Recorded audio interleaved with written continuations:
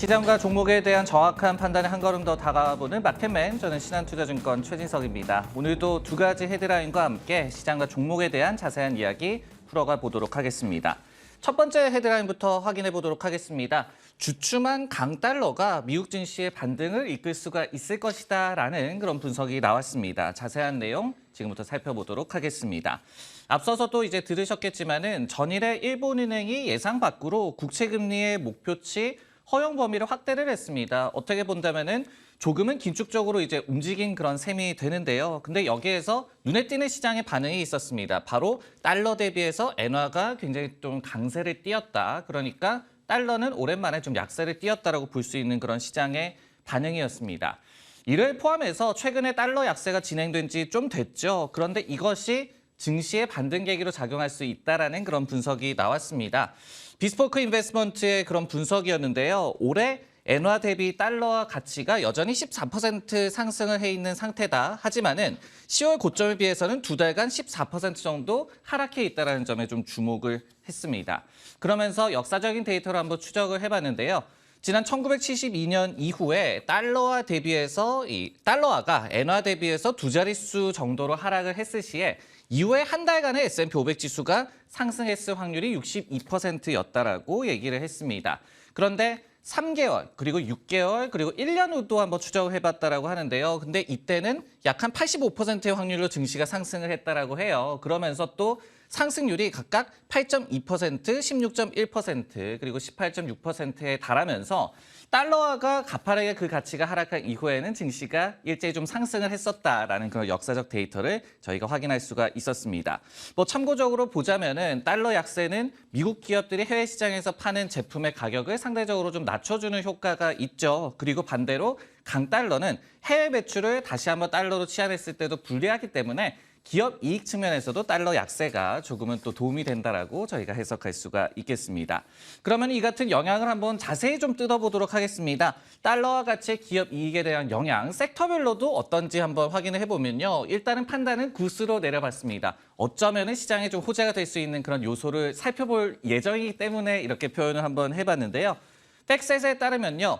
S&P 500 기업들의 매출의 40% 이상이 해외 시장에서 발생을 합니다. 그러다 보니까 달러 가치에 영향을 많이 받을 수밖에 없는데 우리가 뭐 순이익뿐만이 아니라 매출도 그렇고요. 순이익 마진 모두 다 강달러는 악영향을 끼칠 수밖에 없다라고 해석을 할 수가 있겠습니다. 여기에 더해서 골드만삭스에서는 미국 외 시장에서의 매출 비중이 높은 기업들을 바스켓으로 묶어서 주가 흐름을 추적을 하고 있는데요. 근데 지난 1년간 국내 비중이 높은 기업에 비해서 굉장히 많이 언더퍼폼을 했다라고 이 기관에서도 밝히고 있는 상황입니다. 여기에 한 가지 또 더해서 블룸버그에 따르면요. 3분기 어닝스콜, 실적 콜에서 경영진들이 외환, foreign exchange라는 그런 단어를 2,000회 이상이나 언급을 했다라고 합니다. 근데 2분기에는 외환에 대한 언급이 1,500회 미만이었거든요. 그렇기 때문에 강달러에 대해서 얼마나 기업들이 이 우려를 하고 있는지를 알 수 있는 대목이고 그렇기 때문에 약달러가 어쩌면 증시의 호재가 될 수도 있는 그런 상황이다라고 보여집니다. 섹터별로도 한번 따져보겠다라고 말씀을 드렸죠. 따져봤더니 IT 업종이 해외 매출 비중이 58% 정도로 가장 높은 수준입니다. 그 외에 소재가 한 40%대 중반으로 해외 매출이 좀 높은 그런 섹터로 저희가 볼 수가 있겠고요. 반면에 이제 유틸리티라든지 부동산 그리고 금융 같은 경우에는 국내 시장에서의 매출 발생 빈도가 더 높은 것으로 나타나기도 했습니다. 그리고 이제 종목별로 또 따져보더라도요. 필립 모리스라든지 뉴몬트 그리고 반도체 관련주들 퀄컴이라든지 뭐 NXP 반도체 또 램리서치 이런 장비와 또 반도체주들이 해외 매출 비중이 90% 이상으로 또 집계가 되고 있습니다. 그렇기 때문에 이렇듯이 약달러가 해외 매출 비중이 높은 섹터와 종목 중심으로 시장의 반등을 이끌 수 있을지 지켜보는 것도 좋은 관전 포인트가 될 것 같습니다. 네, 시장과 관련한 얘기 한번 풀어봤고요. 이번엔 종목에 대한 헤드라인으로 넘어가 보도록 하겠습니다. 테슬라 때문에 결국은 아크 펀드가 5년 만에 최저치까지 떨어졌다. 이 부분에 대해서 살펴보도록 하겠습니다. 돈나무 언니라고 좀 불리면서 칭송을 받은 적도 있었던 캐시우드의 고통이 좀 지속이 되고 있는데요. 대표 ETF ARKK가 되겠습니다. 근데 이날도 장중에 약 한 2% 정도 하락을 했어요. 그러면서 지난 2017년 8월 이후에 약 한 5년 만에 최저치를 이 ETF의 가격이 기록을 했습니다. 근데 당시를 좀 살펴보면은 그러니까 5년 전으로 좀 돌아가 보면요. ARKK의 운용 자산 AUM이 1억 달러 미만이었습니다. 근데 현재는 한 67억 달러 정도로 집계가 되고 있거든요. 그렇기 때문에 성장주 랠리가 몇 년간 이어지면서 덩치가 많이 커졌지만은 가격은 5년 전으로 회귀를 했다. 굉장히 고통이 많이 따르고 있다라고 해석을 할 수가 있겠습니다. 역시 이제 ARKK 중에 편입 비중이 3위 정도인 테슬라의 주가 부진이 결정적으로 ETF 가격 하락에도 좀 영향을 끼치고 있는데요. 올해 시총이 한 8천억 달러 정도가 증발했을 것으로 좀 집계가 되고 있습니다. 그러면서 또 작년 11월 고점 대비해서는 테슬라 주가가 66% 정도 하락을 하면서 ARKK의 수익률에도 도움이 되지 않고 있는 상황입니다. 근데 한때는 테슬라가 이 ETF의 수익률을 또 먹여 살릴 때도 있었죠. 그런 부분도 있었는데 지금은 ARKK 편입 종목 30개가 올해 모두 좀 하락을 하면서 가장 양호한 종목의 하락폭 역시도 24% 정도로 나타나면서 지금 ETF가 굉장히 많이 고통을 받고 있다고 보여집니다. 그럼에도 불구하고 캐시 우드는 테슬라에 대해서 포기하지는 않은 것 같거든요. 지난주만 하더라도 테슬라 주식을 약간 10만 주 정도 추가 매수를 하면서 역시 아직도 달리고 있는 캐시 우드라고 또 보여지는 대목이라고 볼 수가 있겠습니다.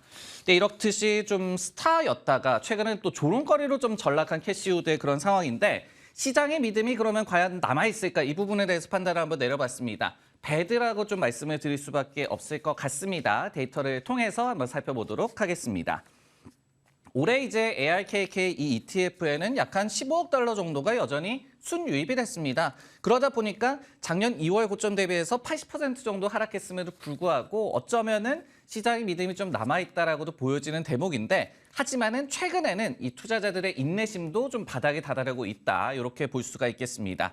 왜냐하면은 지난 11월만 하더라도 이 ETF에 1,311만 달러 정도 그래도 순유입이 계속해서 좀 들어왔어요. 하지만은 12월에는 지금 20일 만에 4천만 달러 정도가 순유출이 됐거든요. 주요 편입 종목을 다시 한번 좀 살펴보면은 뭐 줌 비디오도 있겠고요. 로쿠 그리고 예전에 스퀘어였죠. 블록 같은 경우에 이런 탑5 편입 종목 같은 경우에 모두 올해 주가가 60에서 80% 정도씩 급락을 하고 있습니다. 그러다 보니까 투자자들도 인내심에 좀 바닥에 다다른 모습 저희가 확인할 수가 있겠습니다.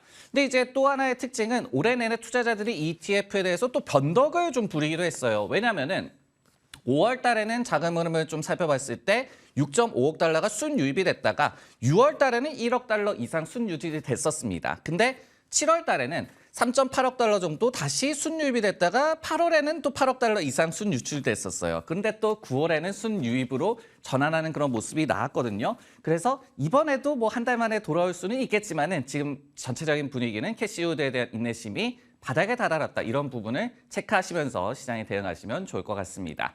네, 마켓맨 오늘 준비한 내용은 여기까지고요. 저는 내일 다시 돌아오도록 하겠습니다.